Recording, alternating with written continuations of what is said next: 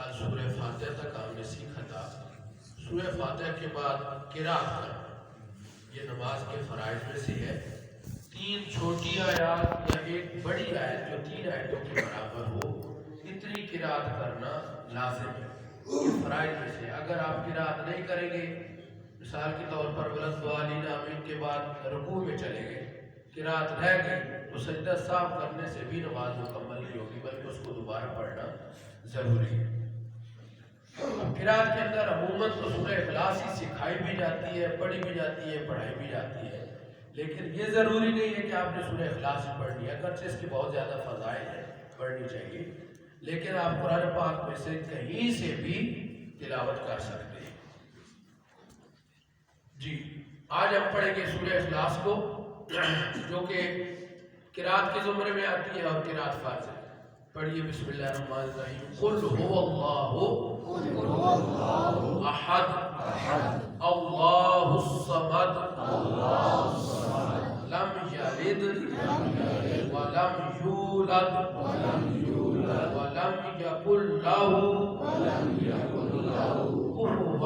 کفوا احد۔ اس کے اندر عموماً جو ہم لوگ غلطی کرتے ہیں، ولم یکن لہ کے لام کو لمبا کر دیتے ہیں، اور کئی یہاں پہ غنہ پڑھتے ہیں ولم یکن لہ، اور کئی ولم یکن لاہ پڑھتے ہیں، یہ دونوں غلط ہیں۔ ولم یکن لہ لام کو لمبا نہیں کرنا، اور ولم یکن لہ ایسے بھی نہیں کہنا۔ کفوا احد، یہاں تک یہ سورہ اخلاص ہوگی۔ اس کی جگہ آپ کوئی بھی قرآن پاک میں سے کہیں سے بھی پڑھ سکتے ہیں۔ اس کے بعد ہم تکبیر کہتے ہیں، اللہ اکبر، اور رکوع میں چلے جاتے ہیں۔ رکوع بھی نماز کے فرائض میں سے ہے، رکوع کرنا۔ اگر رکوع رہ گیا تو سجدہ صاف کرنے سے بھی نماز مکمل نہیں ہوگی۔ رکوع کے اندر جو ہم تسبیحات پڑھتے ہیں، سبحان ربی العظیم، سبحان ربی العظیم، سبحان ربی العظیم، یہ تسبیحات 3 دفعہ پڑھنا سنت ہے۔ اس کے بعد ہم رکوع سے اٹھتے ہیں، تو یہ جو ہم رکوع کے بعد کھڑے ہوتے ہیں، اس کو قومہ کہتے ہیں، یہ نماز کے واجبات میں سے ہے۔ رکوع کے بعد یہاں سے آپ رکوع میں ہیں، رکوع کے بعد سیدھا کھڑا ہونا، یہ قومہ کہلاتا ہے، اور یہ نماز کے واجبات میں سے ہے۔ اکثر لوگ رکوع سے ایسے تھوڑا سا اوپر ہوتے ہیں، ادھر سے پھر سجدے میں چلے جاتے ہیں۔ قومہ ادا نہیں ہوگا تو واجب رہ جائے گا، واجب رہ جائے گا تو سجدہ صاف لازم ہوگا، ورنہ آپ کی نماز نہیں ہوگی۔ تو رکوع کے بعد بالکل سیدھا کھڑا ہونا چاہیے۔ تو کھڑا ہوتے ہوئے آپ پڑھتے ہیں تسبیح اور تحمید، دونوں چیزیں پڑھتے ہیں۔ سمع اللہ لمن حمدہ، ربنا لک الحمد۔ اس کے بعد پھر تکبیر کہہ کے ہم سجدے کے اندر جاتے ہیں۔ سجدے کرنا، دونوں سجدے یہ فرائض نماز میں سے ہے۔ اسی طرح جیسے قرات، قیام، رکوع، اور اس کے اندر پھر سجود، یہ دونوں سجدے یہ بھی نماز کے فرائض میں سے ہے۔ سجدہ اگر رہ گیا تو نماز نہیں ہوگی، اور اس کو دوبارہ پڑھنا لازم ہوگا۔ پھر سجدے کے اندر ہم جو تسبیح پڑھتے ہیں وہ بھی 3 دفعہ پڑھنا سنت ہے۔ سبحان ربی الاعلی، سبحان ربی الاعلی، سبحان ربی الاعلی، سبحان ربی الاعلی، سبحان ربی الاعلی، سبحان ربی الاعلی۔ اس کے بعد ہم 2 رکعت کے بعد تشہد بیٹھتے ہیں، جس کو قاعدہ اولیٰ کہتے ہیں۔ نماز کے اندر قاعدہ اولیٰ واجبات نماز میں سے ہے، یعنی اگر یہ رہ گیا اور بندہ بھولے سے 30ویں رکعت کے لیے کھڑا ہو گیا، 3 رکعت 4 رکعت پڑھ کے پھر وہ جب تحیات بیٹھے گا قاعدہ اخیرہ کے لیے، پھر سجدہ صاف کر لے تو نماز ہو جائے گی۔ 2 رکعت کے بعد بیٹھنا اس کو قاعدہ اولیٰ کہتے ہیں، اور یہ نماز کے واجبات میں سے ہے۔ اس کے بعد ہم التحیات پڑھتے ہیں۔ التحیات جو ہے، اور یہ دونوں سجدوں کے درمیان بیٹھنا، دونوں سجدوں کے درمیان بیٹھنا، اس کو جلسہ کہتے ہیں، اور یہ بھی نماز کے واجبات میں سے ہے۔ اس میں بھی بعض لوگ غلطی کرتے ہیں، سجدے سے تھوڑا سا سر اوپر اٹھایا اور ادھر سے پھر سجدے میں دوسرے میں چلا گیا، تو یہ بھی غلط ہے۔ 2 سجدوں کے درمیان پہلے سجدے کے بعد مکمل پیچھے ہو کے سیدھا ہو کے بیٹھے، اس کے بعد پھر دوسرا سجدہ کریں، اس کو جلسہ کہتے ہیں، یہ بھی نماز کے واجبات ہیں۔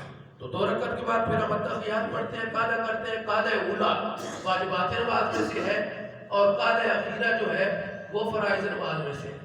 جی اس کے بعد دو رکعتوں میں تشہد پڑھنا یہ بھی واجب ہے. التحیات جو ہم پڑھتے ہیں التحیات للہ والصلوات والطیبات السلام علیک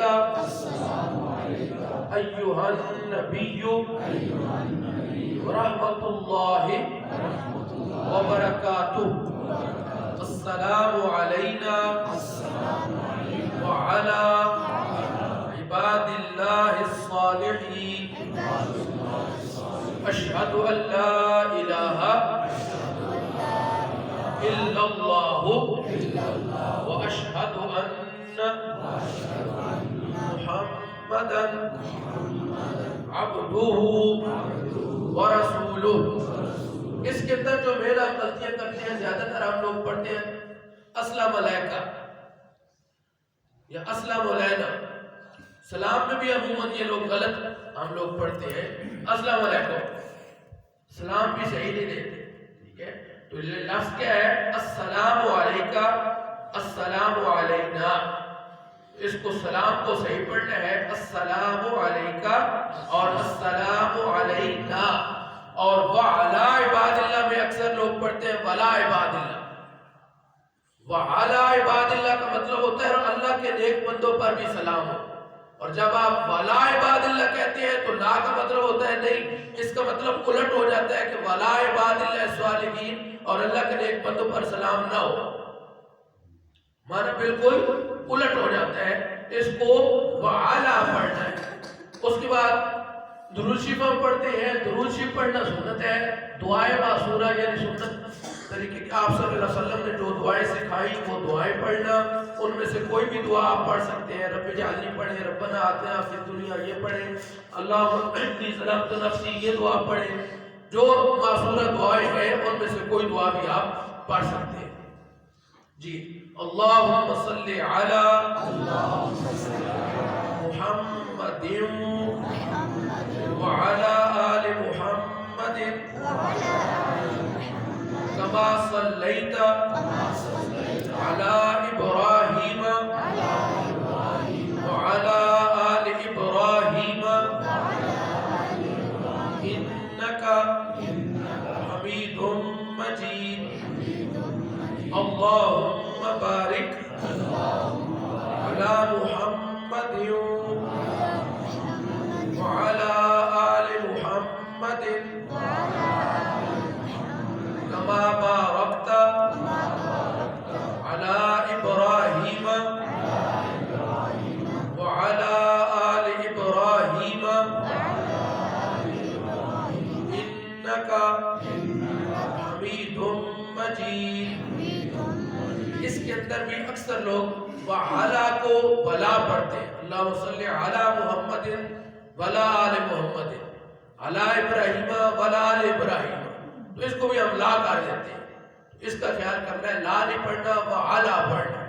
اس کے بعد ہم دعا پڑھتے ہیں. ان میں سے کوئی بھی دعائیں معصورہ جو ہے آپ پڑھ سکتے ہیں.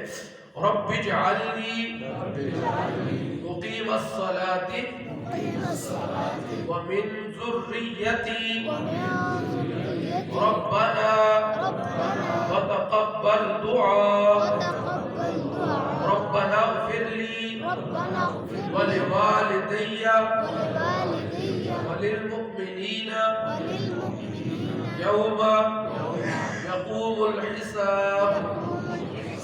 اس کے اندر بھی اکثر ہم غلطی کرتے ہیں. رب اجعلنی مقیم الصلاۃ ومن ذریتی. ذریتی نہیں ہے ذریتی.